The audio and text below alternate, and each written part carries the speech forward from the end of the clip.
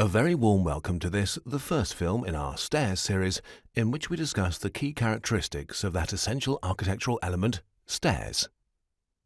Stairs, with their complex three-dimensional structure, are one of the most difficult architectural elements to design. Time and time again, they put the architect's powers of spatial imagination to the severest test. There is even a separate science of stairs, known as scalology, founded by German architect and monument conservator Friedrich Mielke, who died in 2018 at the venerable age of 97. Incidentally, he earned his PhD here at Dresden Technical University in 1957. Stairs are designed to allow vertical movement from one level to another.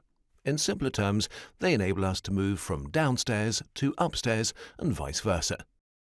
The German Standards Institute provides a more complicated definition, according to which stairs are an immovable component fixed permanently to a building, in order to overcome differences in height between at least two different levels by climbing up or down step by step. The manner in which stairs overcome this difference in heights plays an important role in their design. Stairs are often linked with status, providing individuals with an opportunity to demonstrate their social and professional standing. You have no doubt seen television pictures of politicians posing for photographs at the top of a flight of steps, or television shows in which the host runs down a staircase towards the viewers. The direction of movement has a major symbolic significance. Walking upstairs can create a negative, almost humiliating image, while descending a staircase from a position of strength appears accommodating and welcoming. Stairs can also be a place of exchange and encounter. I'm sure that you have all sat down on a nice set of steps to relax or have a chat. This is the foyer of our school in Freising, Bavaria. The main stairs are divided into two sections, a narrower section leading up to the next floor, and a second broader section with seating steps where pupils can take a breather and watch the comings and goings in the foyer. Stairs also share a number of characteristics with other construction elements. They have to be able to bear both their own weight and that of the people using them. They have to prevent the transmission of noise into adjacent rooms. They must provide a safe, non-slip surface upon which to walk and be robust enough to withstand the wear and tear of constant use over long periods. As is so often the case in the building and construction industry, stairs are governed by various regulations. In Germany, the most important of these is German Standard DIN 18065. Remember this standard, it will serve you throughout your career as an architect. Amongst other things, it defines various terms relating to stair design and provides important information as to their form and dimensions. The DIN 18065 also draws an important functional distinction between essential and non-essential stairs. According to DIN 18065, essential stairs are stairs that are required under official regulations as part of an emergency escape route.